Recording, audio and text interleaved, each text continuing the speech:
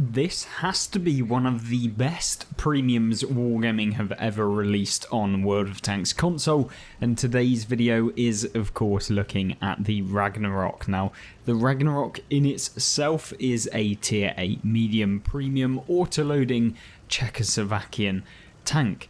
And yes, that sounds like a lot, but essentially it's just a 3-shot autoloader that is just superb, and it's able to really kick out a superb amount of damage, and that's what today's video is going to focus on. We've got 2 replays, one very good replay, one probably average replay that is going to showcase what the tank is like in probably the majority of your games, even if you are not necessarily concentrating 100%. So that's what we're after in today's video. So the first one is of course on Fisherman's Bay, and this is the better of the 2 replays. We're in fact up against tier 10s I believe in this, and so we have to be a little bit careful when deciding what we're going to do.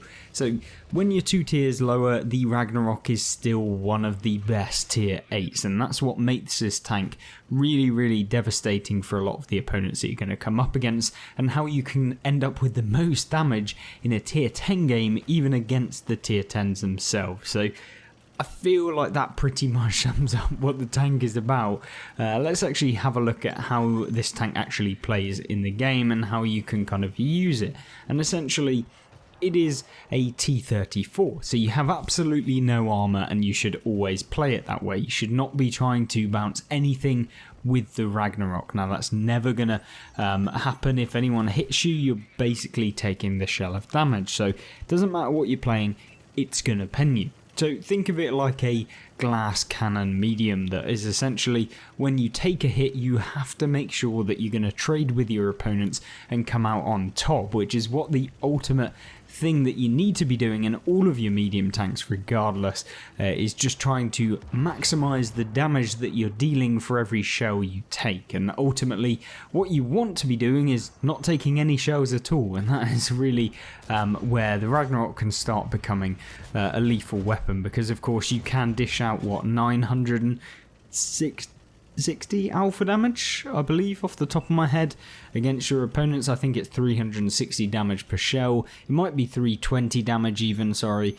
per shell, but either way 320 damage, 3 shots, 960 alpha means that you can get behind tanks like this tier 10 medium slash heavy, the Object 260, and still be able to pen them. And of course that's where you can dish out what, nearly 1,000 damage in just that one interaction. And we actually managed to bounce the 260 shell, but of course it looked like he actually hit the front plate really angled, so you know that is one of the rare instances where the armor actually appears to work. But unfortunately for us, we're not able to get any damage on the AMX M4, but what we are able to do is from this point push forward, because we know that the majority of the enemy team are going to be coming in for the sausage sandwich from behind and then ending up fighting on 2 fronts. So we need to be the one that out of the 10 tanks sat around looking at the tortoise for us to actually go in and start doing something against him.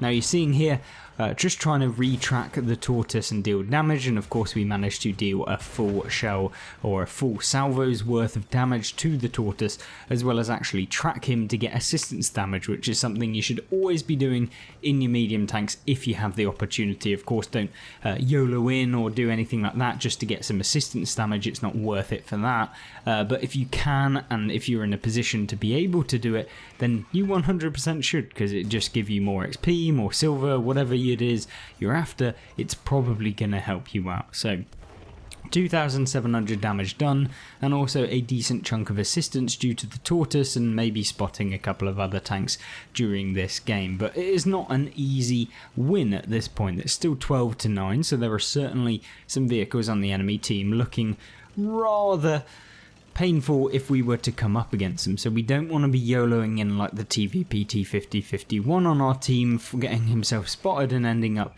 losing the majority and then therefore all of his hit points just right there, especially when it was to the artillery, the M53-55. Now granted, we're probably not going to be able to secure a victory if it ends up being a rout by the opponents, and you can see quickly that our team is starting to fail as the enemies that have pushed into the centre have kind of started to farm up our teammates. So we need to start returning the trades. And that's where me and this Tusk here start really having a brilliant game and start working together to try and remove some of the opponents that we're coming up against. And ultimately, we are trying to win by, working together, which is something that you don't usually have in World of Tanks. Now, you're seeing here the M48 in the open. We go for a tracking shot with the first one, and then just trying to get as much damage with the subsequent two, only actually managing to pen the first one. So this is where the tank can be a little bit tedious, is when you only manage to get one shell of damage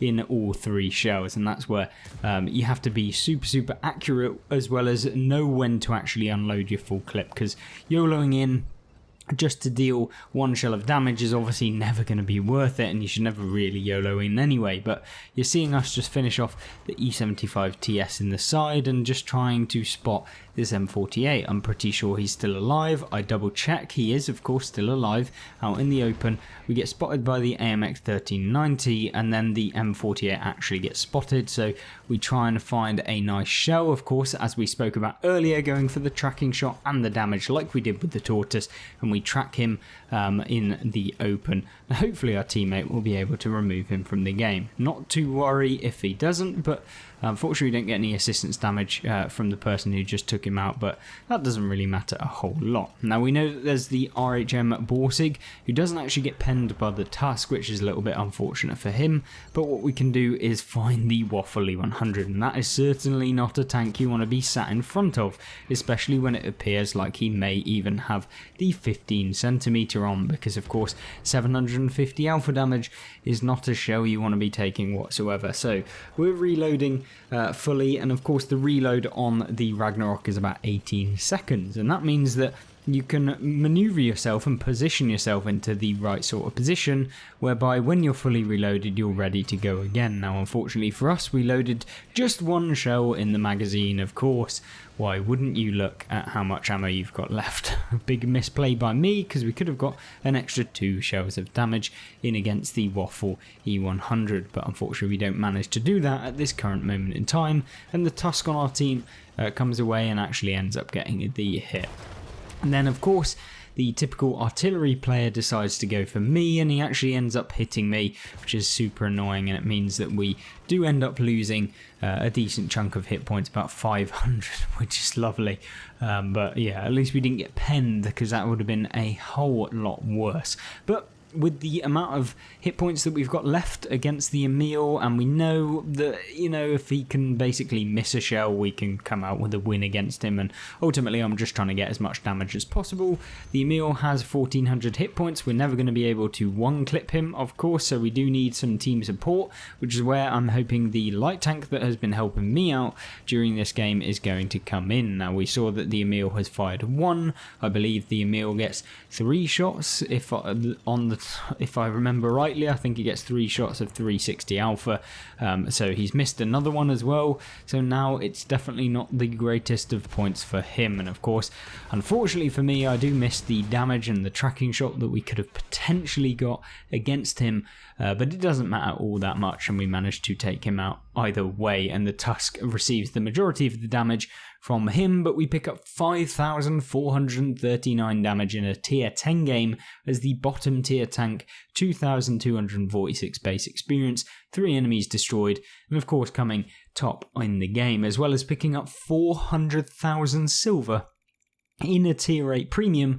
because of course it also has 75% silver earned. So yes, over 6,500 combined damage makes this one of the best games I've had in a little bit on World of Tanks, and of course, yeah, really did enjoy playing in the Ragnarok. So let's jump into a replay that showcases maybe more of a standard battle for the majority of players when jumping into the Ragnarok. So the map that we're looking at in the second replay is, of course, as you see, Kasserine, and this is a map that isn't usually featured on the channel because I guess, I don't know, I don't feel like I have the outrageous battles that maybe you'd see from some of the other maps, because it's a little bit harder to push, it's a little bit harder to get early game damage on this map, but it is definitely possible, and I usually take the aggressive approach with this map, which doesn't always work, which is probably why I end up getting taken out quite a bit on this map. But nonetheless, this is going to showcase one of the positions that is quite good if you are in a relatively fast tank, and of course you know the map a little bit, so that you don't just get YOLO'd or whatever. And I believe we are also in a tier 10 game once again, and that means that you are going to have to fire quite a bit of premium rounds with the Ragnarok. But remember, as we talked about at the very end of the last replay, because of the 75% silver bonus that you get with this tank,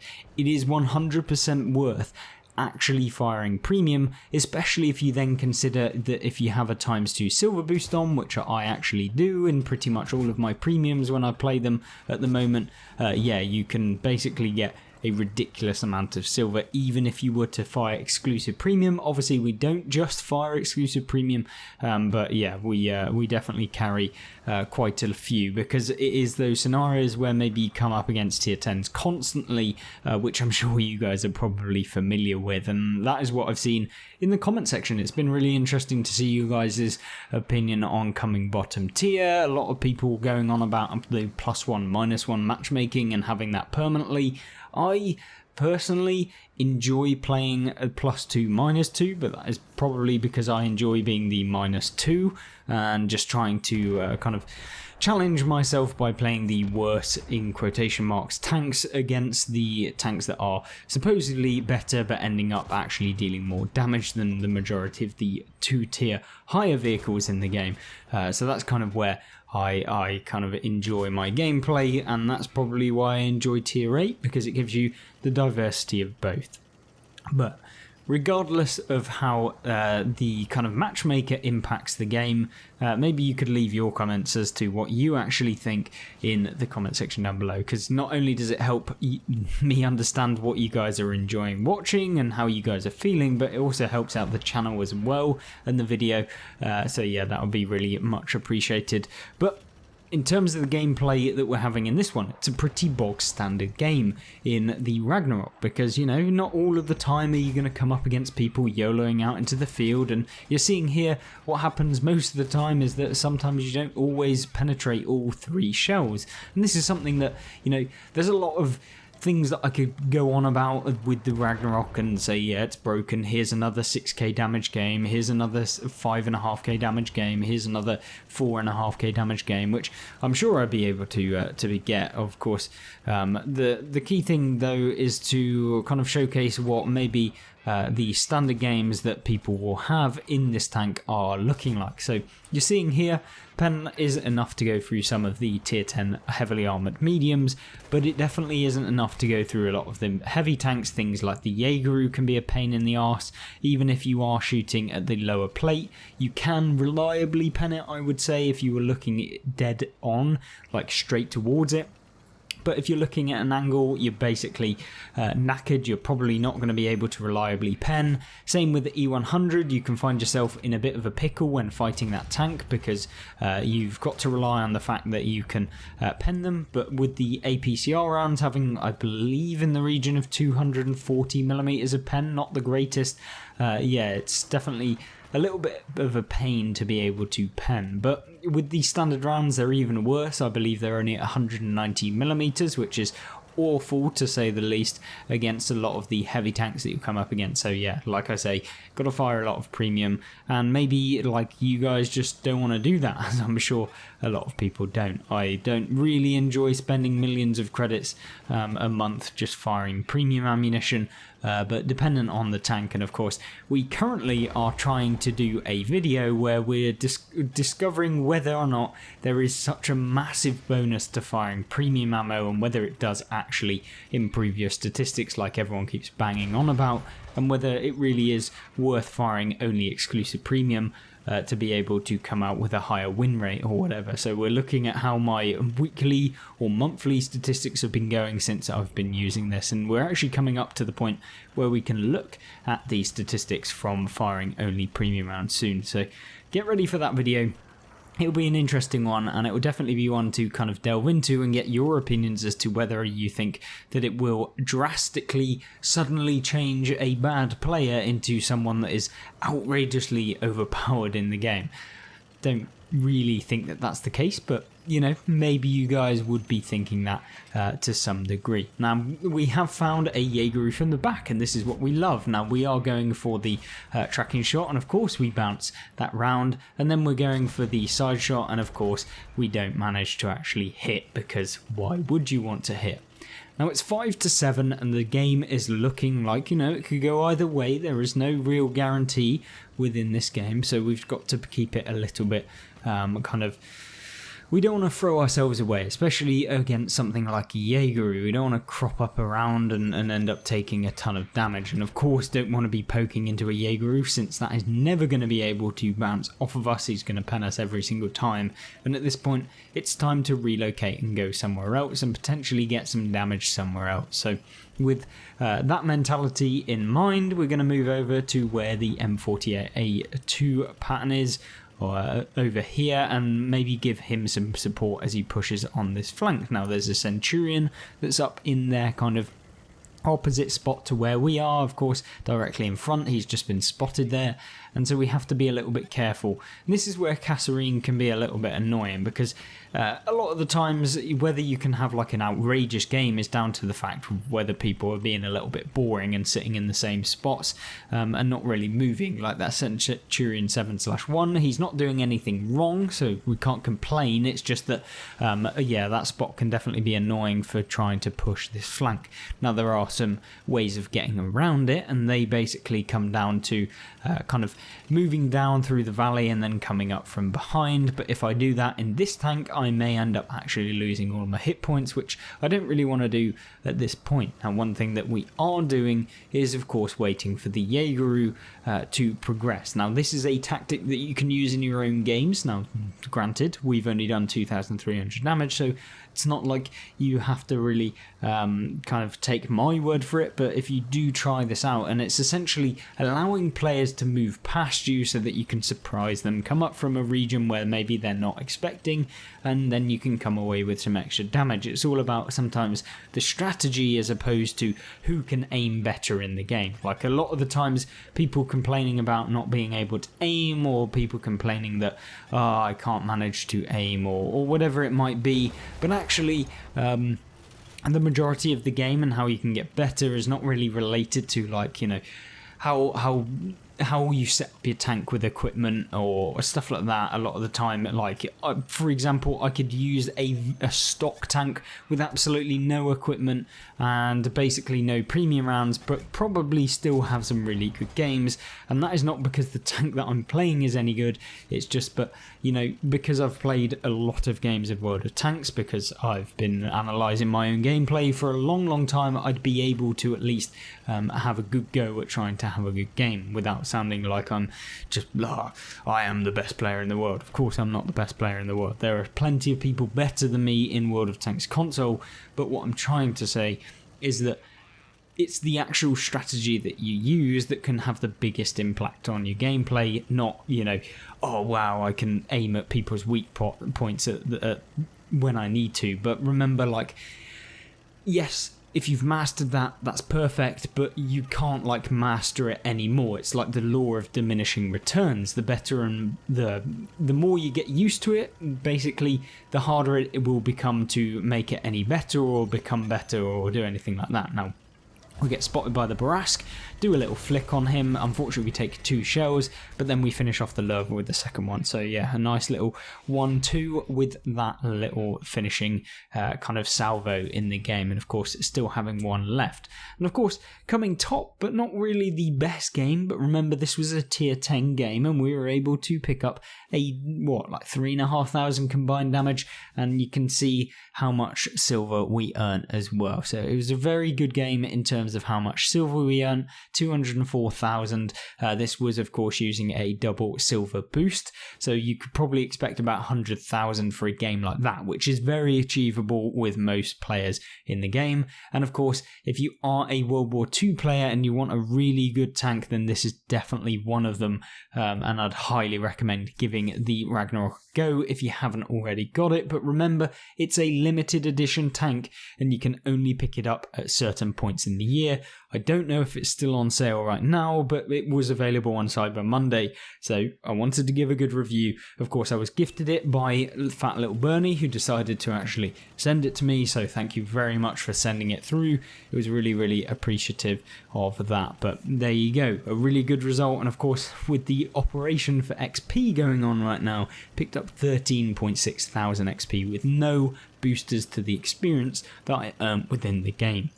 And of course, if you want to check out how you can earn so much XP, then have a look at this video on screen right now on the left hand side, showcasing how you can maximize the XP right now up until the following Tuesday as the recording of this video. Or you can have a look at the gameplay and tank reviews. Hopefully you'll join me in one of those. But if you don't, I hope you have a fantastic rest of your week, and I hope you have a fantastic weekend, and I'll hopefully see you in the next one. Goodbye.